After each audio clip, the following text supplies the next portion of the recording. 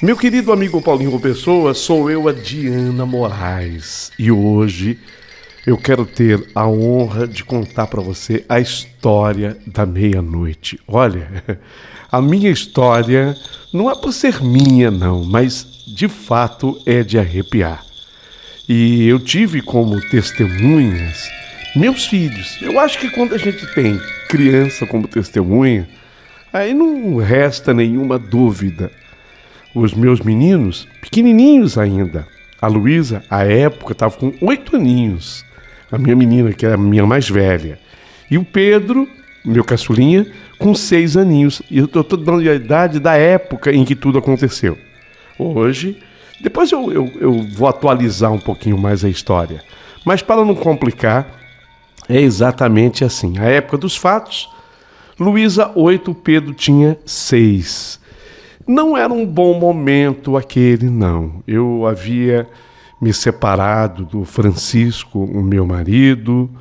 Ele tinha a família dele em Maringá e eu morava numa cidade paulista chamada Pirapozinho. Fica quase na divisa ali com o Paraná. Pirapozinho é uma cidade do interior de São Paulo, quase divisa com o Paraná, uma cidade muito gostosa, diga-se de passagem. Onde, inclusive, se revelaram grandes nomes, né? Até para o rádio onde você milita há tantos e tantos anos. Eu me lembro de alguns parceiros, alguns companheiros que foram amigos, assim, da minha infância e que trabalharam com rádio e que depois saíram pelo Brasil afora fazendo este veículo maravilhoso se expandir ainda mais. Alô, Pirapozinho, aproveito e mando aqui o meu abraço. Então, naquele dia, ou naquela época, naquele momento, não era uma boa fase da minha vida. Eu tinha me separado do Francisco, ele continuava, aí voltou a morar lá em Maringá, no Paraná, e eu continuei com a minha família morando lá em Pirapozinho. E naquele dia, eu sempre mantive uma amizade muito grande com a dona Eulália, a minha sogra, sabe? A mãe do Francisco. Sempre tive muita amizade com ela. E a dona Eulália, aproveitando-se que o Francisco havia viajado, ele já estava envolvido com uma outra pessoa, sabe? Meu ex-marido já tinha se envolvido com uma outra mulher e eles tinham viajado. Então a dona Eulália me telefonou lá em Pirapozinho, falou: Diana, vem pra cá, vem, traz as crianças, eu tô com muita saudade de você e dos meus netos. Eu quero fazer um almoço bem especial nesse domingo. Vem pra cá. Então, quando deu sábado, por volta mais ou menos de umas 4h30, eu trabalhei naquele sábado até umas 2 da tarde. Quando deu mais ou menos umas 4h30 da tarde, eu programei, avisei meus filhotes, avisei a Luísa, o Pedro, falei: vocês vão com a mamãe na casa da vovó, lá em Maringá. Então nós vamos sair daqui e vamos fazer a viagem. Seria uma das primeiras viagens que eu faria dirigindo o carro. Eu havia comprado o carro mais ou menos coisa de uns 40 dias.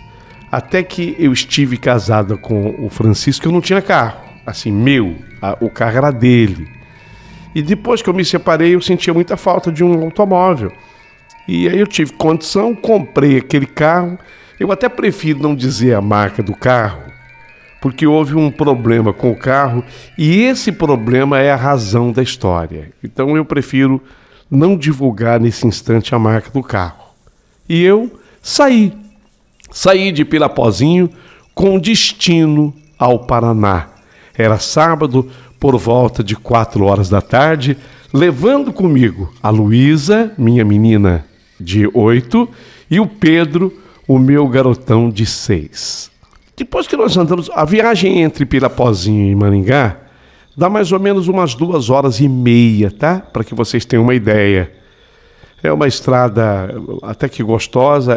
A gente pega a PR, quando você entrou no Paraná, a gente pega a estrada PR 317.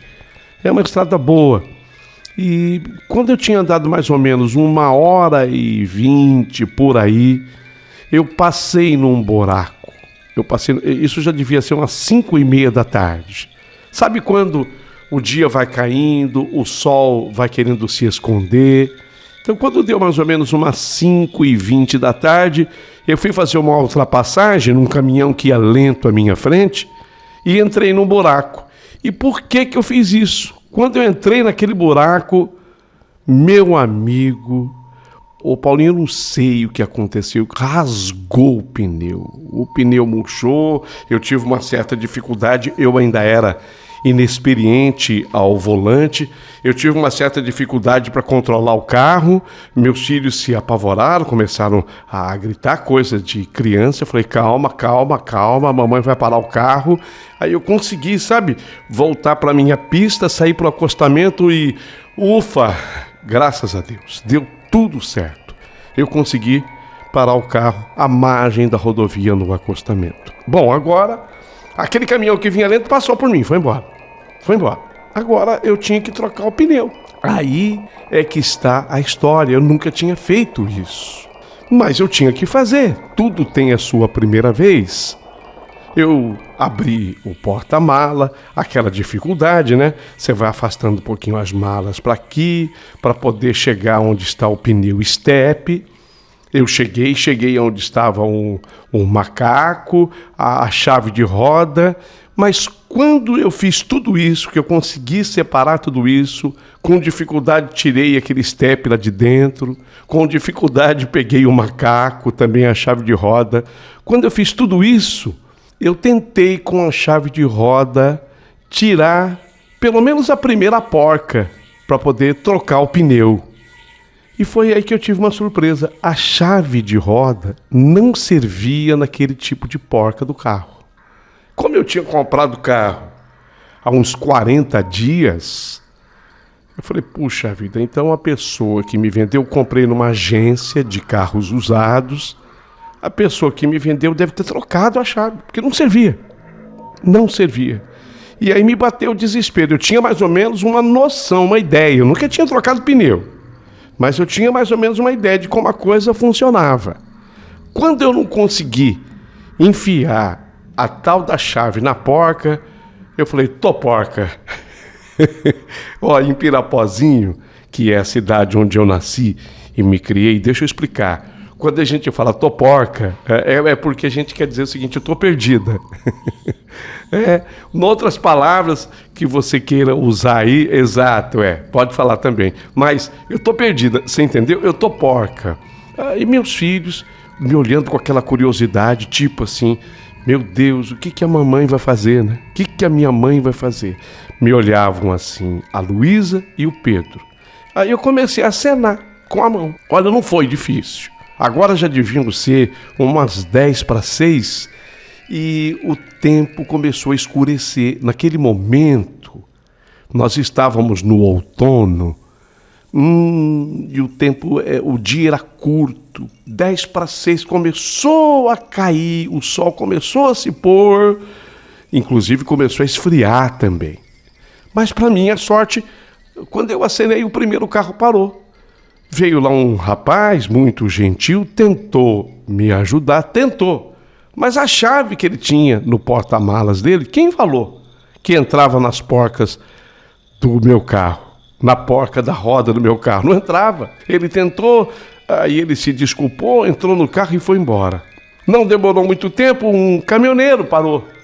Fez a mesma coisa o caminhoneiro. Falou, olha, eu vou tentar, mas com essa chave aqui não deu certo. Ele pegou a minha chave, testou, porque de repente eu acho que ele imaginou, essa senhora acho que nunca trocou um pneu e ela está com dificuldade. A minha chave não deu certo, a dele muito menos ainda, porque era a chave de um caminhão.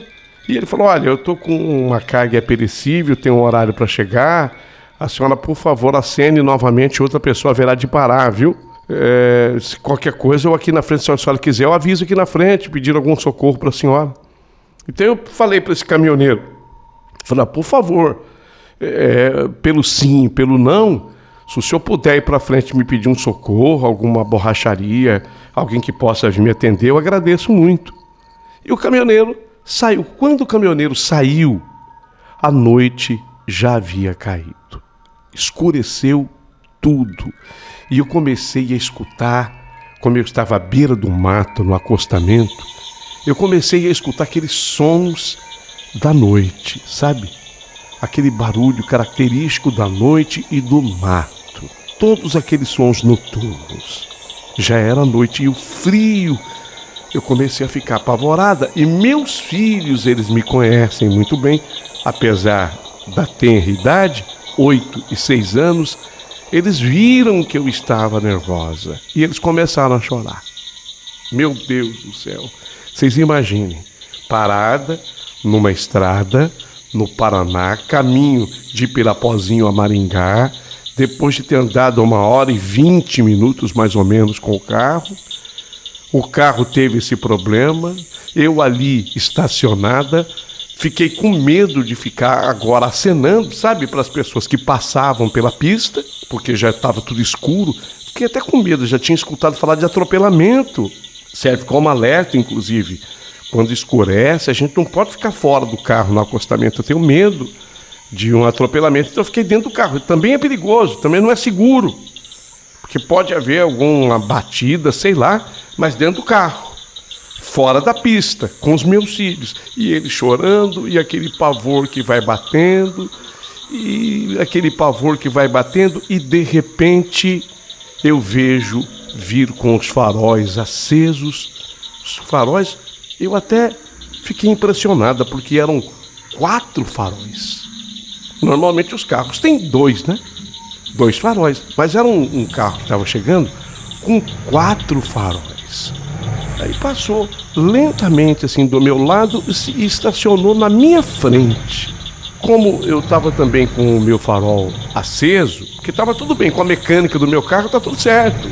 Gasolina eu tinha bateria, eu tinha tudo, eu não tinha pneu. Quer dizer, eu não conseguia trocar o pneu. Parou aquele carro. Eu pude ver que o carro era um Dodge Charge.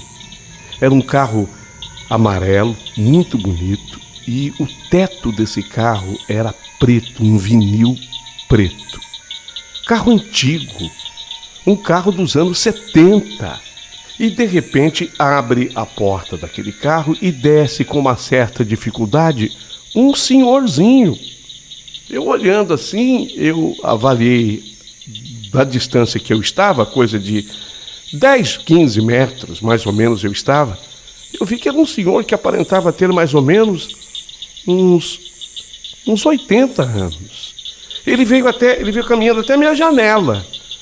Eu fiquei assim, a princípio assustada, mas na medida em que aquele senhor dava passos na minha direção, eu fui sentindo uma calmaria. Eu abri o vidro e ele olhou assim para mim como a perguntar, né? O que foi? Ele não perguntou, mas o olhar dele era mais ou menos esse. Eu já fui me antecipando e dizendo a ele: meu senhor, o meu pneu furou, a minha chave, ela não serve. Ele fez assim com a mão, tipo, peraí, eu vou resolver. E parece que ele resmungou alguma coisa e fez com a mão. Peraí, eu vou resolver. Ainda assim, eu não desci do carro, eu estava assustada. As crianças pararam de chorar. O que foi, mamãe? O que ele quer, mamãe? Aí eu, para atenuar e para acalmar meus filhos, eu disse: o vovô, ele quer nos ajudar, filho. Viu, filhinha? O vovô vai nos ajudar, tá bom? Para tranquilizar meus filhos. Esse senhor, ele abre aquele porta-malas imenso do Dodge Charge à minha frente. Ele retira de lá tudo que ele acha necessário.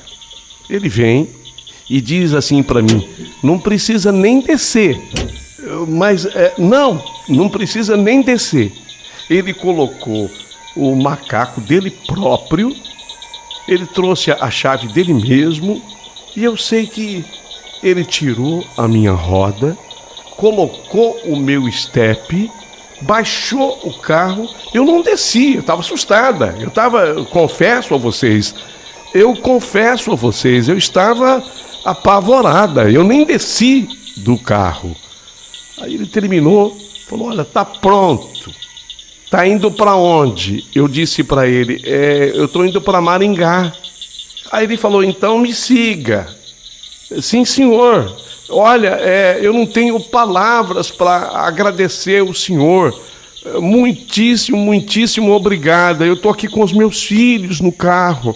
Eu estava apavorada, a noite caiu, eu estava com muito medo e frio também das crianças.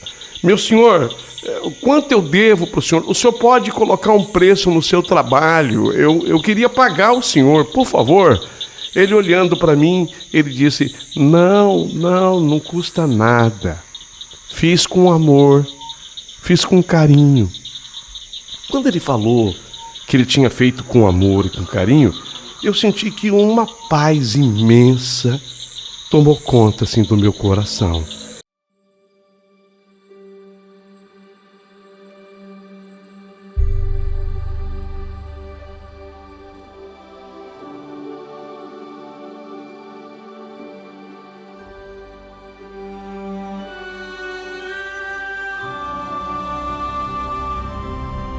E foi nessa hora que ele falou, por favor, é para Maringá? Eu falei, sim, eu estou indo para Maringá, me siga.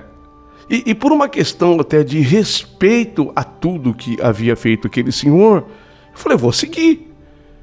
O que você faria no meu lugar? Eu vou seguir, eu sabia o caminho, eu estava no caminho certo. Era Pirapozinho ou Maringá, não é uma grande distância. Mas aquele senhor foi tão gentil, ele foi tão amável, ele me atendeu na hora que eu mais necessitava. Ele foi um anjo enviado por Deus. Então eu esperei que ele entrasse no carro, ele pediu que eu o seguisse e foi nessa hora que eu gravei. Aliás, vai servir como palpite para muita gente. Um detalhe que eu vou explicar aqui agora. Muita gente já ganhou em loterias com esse número que eu vou passar. Eu não. Eu nunca ganhei absolutamente nada, mas quando eu passo como palpite, as pessoas jogam e muitas ganham. Foi nessa hora que eu vi a placa do carro daquele senhor. Era um Dodge Charge amarelo, teto preto, que tinha a seguinte placa, ou as placas, né? Porque uma na frente e uma atrás, então vamos colocar no plural. As placas do carro eram KL 0822, cidade Peabiru. Peabiru é uma cidade paranaense. Era uma placa antiga, porque as placas atuais, vocês sabem que ela é bem diferente. Sabe aquela placa amarela? Era aquela placa antiga amarela, exatamente assim. KL 0822 Peabiru. Eu gravei isso. Depois eu até anotei, mas na hora eu gravei. E dava para eu gravar porque eu comecei a ir atrás daquele senhor. O mais impressionante é que ele devia ir naquele Dodge Dart a uma velocidade de mais ou menos uns 100 km por hora. Eu fiquei admirado pela idade do senhor. Né? A idade, ele tinha mais de 80 anos, com certeza. Ele tinha dificuldade para andar, ele teve dificuldade para sair do carro, ele teve dificuldade para entrar, dificuldade para transportar a ferramenta toda necessária para a troca do pneu. Eu me senti mal, eu me oferecia para ajudá-lo, mas ele dizia que não havia necessidade. Se bem que eu também estava com medo, ao mesmo tempo que eu estava muito grata a ele, eu estava com medo dele no início. Agora não. Agora eu sentia certa paz e comecei a segui-lo. E aquela placa na minha frente. Por isso que eu não ia esquecer nunca mais aquela placa. Lá ia o carro na minha frente, o Dodge Dart, já à noite, e eu atrás. E meus filhos no banco de trás do meu carro. E KL 0822 à minha frente. Peabiru, a placa. Eu nunca mais esquecerei. Depois de mais ou menos uns 20 minutos assim, eu atrás daquele carro, eu comecei a perceber que ninguém mais cruzava o nosso caminho na volta. Sabe, era ele na frente, eu atrás, mas não havia mais caminhão que cruzava o caminho e aquela estrada é movimentada. Eu não via mais nenhum outro carro, se bem que era um sábado à noite, talvez fosse por isso, sei lá. Então, tudo isso vai passando pela minha mente, vai passando pela minha cabeça. O senhor dirigindo o Dodge Charge à minha frente e eu atrás. E de repente vem uma neblina que cobre o carro dele e o meu, Mas o mais impressionante era que com o farol dele, na verdade, 4 faróis tinha o carro. O mais impressionante é isso. Não eram 2, eram 4 faróis. Com aqueles faróis do carro à minha frente, do Dodge Charger, ele rasga aquela neblina. E de repente eu vejo um caminho lindo, lindo, lindo, lindo. De repente, à minha frente, o chão não era mais o negrume do piche. Não era mais o preto do asfalto, mas era o verde de um gramado. Gente, o chão virou um verde, um gramado baixinho, parecia até que amassado, sabe? Baixinho, e por aquele caminho agora começou a seguir aquele senhor. Eu pensei comigo, será que esse é o caminho correto? O caminho certo? Quando eu pensei assim, aquele Dodge Dart, ele deu uma arrancada à minha frente, eu até me espantei. Sabe, uma velocidade, digamos que nós estivéssemos a 100 por hora. De repente o carro vai à minha frente a uns 300 quilômetros horários. Vocês assistiram aquele filme De Volta para o Futuro? Quando aquele cientista faz aquele carro ficar muito veloz para a ida ao futuro? Exatamente naquela velocidade? Foi assim. O Dodge Charger, à minha frente, pegou uma velocidade impressionante, coisa de mais de 300, sei lá quantos por hora, e sumiu. E eu me assustei quando aquele carro sumiu, e de repente eu voltei para a rodovia que eu estava. Eu estava dirigindo naquela rodovia, já quase chegando a Maringá. A placa Maringá a 500 metros surgiu repentinamente na minha frente. Quando eu entrei na cidade, por volta de umas 7h30, 8 horas da noite, sabe, eu queria respirar diante de tudo o que eu havia vivido. Tinha sido uma experiência impressionante, algo que me impressionou demais. E meus filhos, Luísa, de 8 aninhos, o Pedrinho, de 6, testemunharam, meus filhos testemunharam tudo. Chegamos à casa da dona Eulália, a minha sogra, que já estava preocupada comigo, porque afinal de contas, eu tinha avisado o horário que eu tinha saído, 4 da tarde, 2 horas e um pouquinho eu estaria lá, já 8 horas da noite praticamente, ela estava preocupada. Mas se tranquiliza ao ver o meu carro estacionar. E ela veio fazendo festa, abrindo o sorriso e os braços para receber a mim e os netos. O final de semana, o domingo, nós passamos com ela, foi espetacular, maravilhoso. Mas teve um momento em que eu tive aquela conversa particular com ela. Dona Eulália de Deus. Agora que no particular eu quero falar com a senhora, foi durante aquela noite, sabe, do sábado ainda para o domingo. As crianças estavam dormindo, aí eu aproveitei e, Dona Eulália de Deus, e contei para ela toda a história. Citei a placa, a famosa placa que havia ficado comigo na minha mente e que eu tinha registrado. A essas alturas, eu tinha registrado, escrito já a placa. KL 0822 de Peabiru. Dona Eulália, a minha sogra, sempre foi muito ligada nessas coisas. E ela se interessou demais por tudo o que eu havia dito e valorizou. Ela sempre confiou demais em mim, acreditou em cada palavra. E nos dias que se seguiram, eu e ela rumamos até a cidade de Peabiru. Desta vez, deixei as crianças com a minha mãe e só fui com a minha sogra, Dona Eulália, sem que ninguém soubesse. Com a placa, fomos à delegacia de polícia da cidade.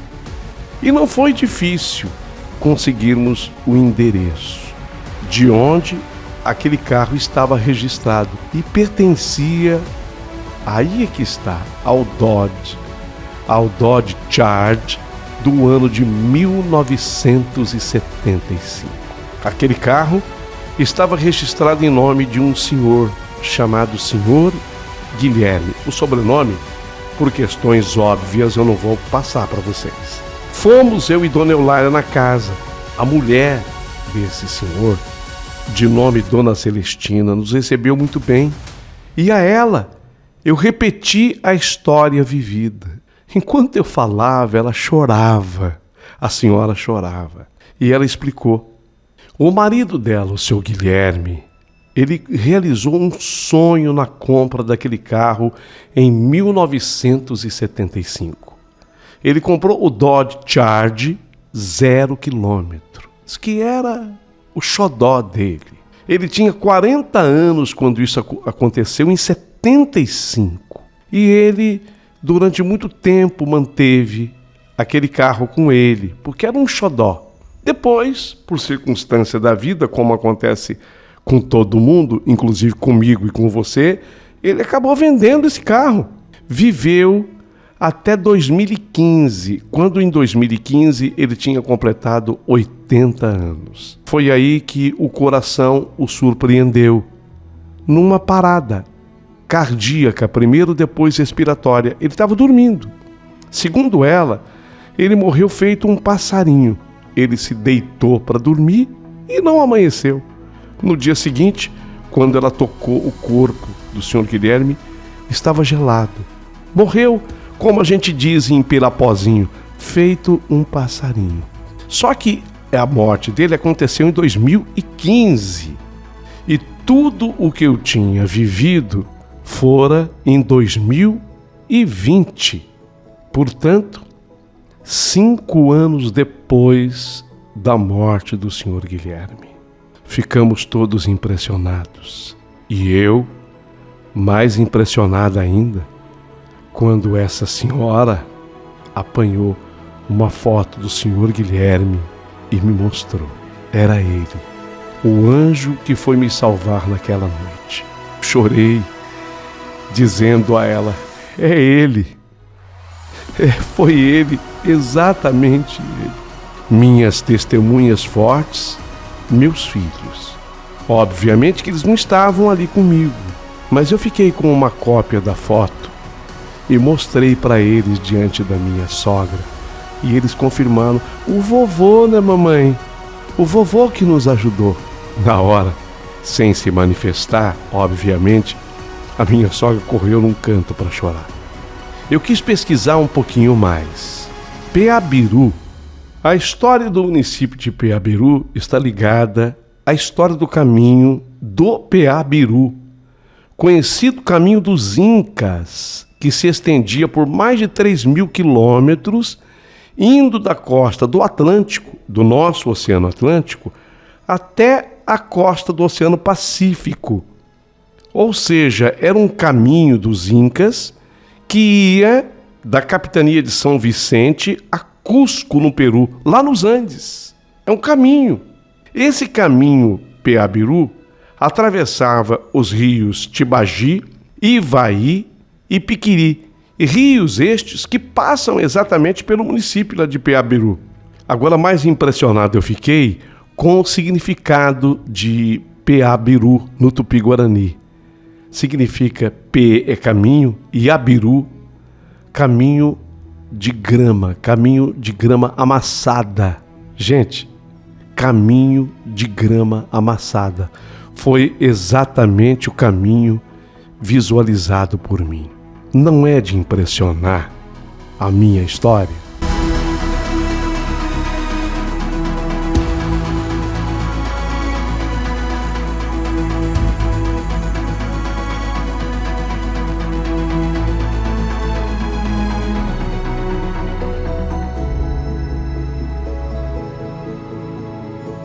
Sei que depois vocês perguntam, mas e aí? E você? Voltou com o Francisco? Não. Eu me mantenho separado do Francisco, que está realmente com a outra mulher, e eu também acabo de conhecer uma outra pessoa. Vou por esse aspecto do amor, muito bem, obrigado. Apenas como explicação para vocês. Mas me mantenho até hoje muito amiga da minha ex-sogra, a Dona Eulália. nós nunca mais deixamos de conversar, de ter contato uma com a outra.